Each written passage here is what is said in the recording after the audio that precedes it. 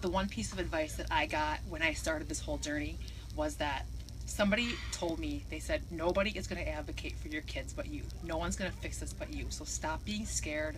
Stop, being afraid to say something. You have to, no one's going to fix the situation but you.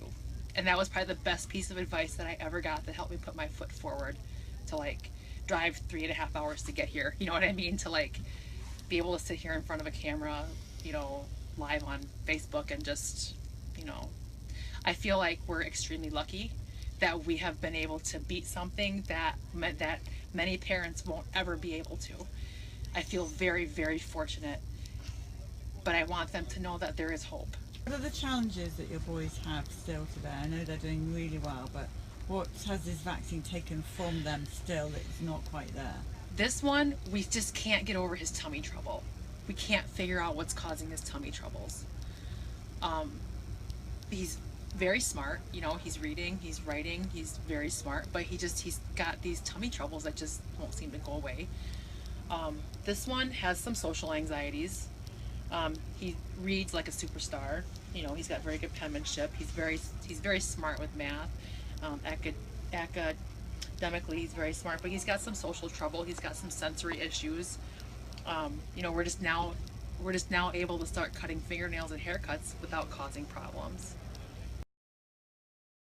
My name is Amanda Tice, and this is Brendan and Landon, and we drove up here from South Milwaukee, Wisconsin. So it's about 3 hours from here that we drove up to see you guys. We've been following your movement since the beginning. How long did you say this? It's about 3.5 hours from here. Oh my goodness, I'm sorry. And you could drive all the way back? Yeah, yep. Wow. But this was important to us to be. Do you have a good car? It made it. It's I don't okay. even have a car that would make that The distance. check engine light's on, but we made it. We're okay. Well, thank you so much. It's lovely to see you, and we're looking forward to hearing your story. So, is it about both your boys? Yes. All right, Yep. so who is older here? You are. Yes, I can see that. So, do you want to go right back to the beginning? Tell us about it. I feel like it's been a long journey. Landon was born first. He just turned 8. So he got all of his shots on time. He was doing good up until about it was like our 15 or 18 month appointment. Everything's a blur now, so just bear with me. Yeah. But you felt like he was developing. Yeah, normal. everything was great. All of his doctor records were great, and then all of a sudden, our doctor's telling us that he's regressing. He's lost all of his words that he was saying. He started developing those OCD habits, lining things up, color coding everything. He loved making parking lots out of Matchbox cars. He did it on the windowsill, in the crook of a chair, everywhere. So OCD habits, and then he started, instead of speaking the words that he learned, he started making weird noises. And his favorite one was E, and do you remember that? Yeah. Yeah.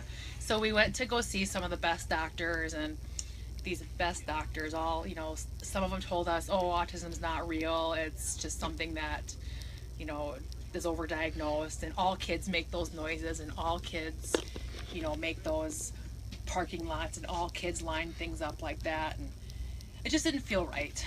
So, these guys are they're 12 months and 3 days apart.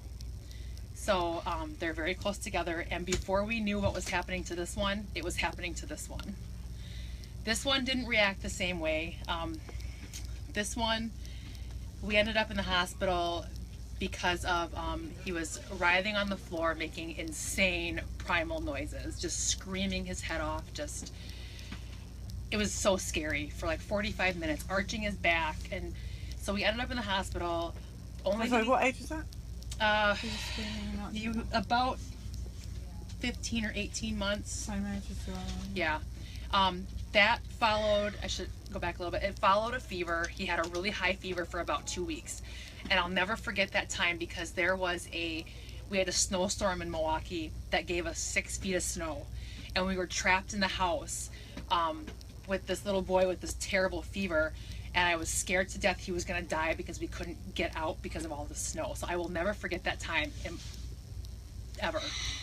So anyway, we ended up in the hospital after that fever. only for them to tell us that he was constipated. So they told us he was constipated.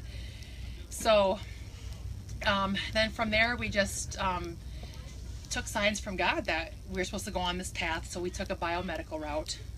My husband and I have sacrificed our financial security, our own health. We have a lot of stress issues with like adrenal problems, and to make sure that these guys are good, you know, that we've been through. We took a biomedical route. We've met wonderful people on the way. Yeah, and now we just ended ABA therapy with this one. How old are you now? How old are you? 8, And how old are you now? 7. Obviously, because Mum just told me that a year. I could have Yeah. worked that out They're myself. 12 months and 4 days apart, and they have both worked extremely hard to do as well as they're doing. So we do. Sorry. Oh, I have a lot of friends that have a autism support group down in the Milwaukee area, Autism Solution Pieces, that have been just a tremendous, awesome support. They are just awesome with like resources and helping us get to the right doctors, get to, you know, just. In fact, they just did a VAX showing at their last autism support group meeting. That's fantastic. Do you remember exactly what shots your boys had around that time? I mean, you did say you can't. It's all a bit of a blur. It is. Everything I is think such it's a really blur. important that you go back and. I think every parent should know the shots. Yep. You can go back and The look. one I strongly believe that I do remember the MMR shot, and I remember holding them down, and I remember just thinking that this wasn't right. You know, I just remember wondering why I was doing this. You know, I didn't know any better then. You know, I didn't know.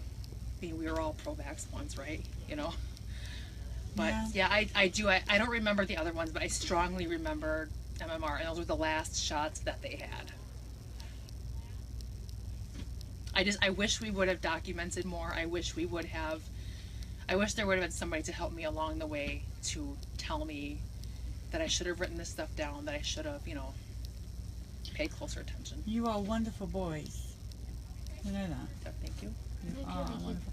I feel exhaustion coming from you. I feel just total exhaustion. We're tired. Yeah. But we have so. sacrificed, just like every other autism parent out there, we have sacrificed like so much to make sure that our boys, you know, are good. That they someday, I just want them to be able to function in society. You know, because I'm not always going to be around to take care of them, so they're going to have to figure out how to do it themselves. What would you if you were to stand in front of Paul Offit and you had to tell him what this has done to your life, how would you summarise up the impact of vaccine injury on your 2 boys?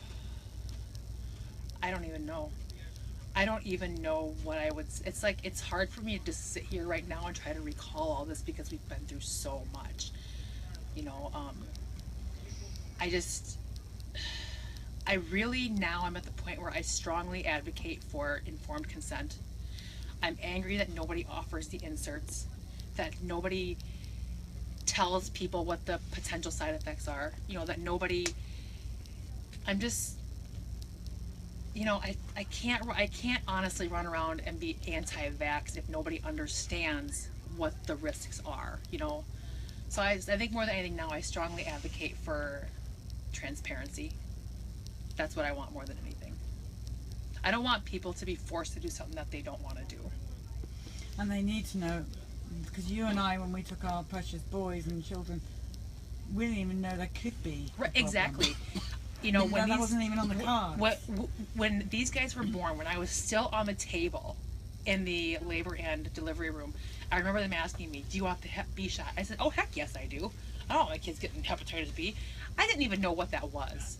You know, I look back now thinking, why didn't anybody tell me that hepatitis B was, you know, something from needles and sexual activity? That people have to live in fear of going to their pediatrician's office, that they can't just be, you know, that they have to be scared that they're going to be fired by their pediatrician, when it should be the other way around. We should be firing them for not listening to our concerns. You know, when did that change? You know, when did that change? When did, you know, they become in charge of us? And, you know, I asked our Dan doctor, I said, you know, do we even have to go back to the pediatrician? I said, you know, I like her. She doesn't bully me.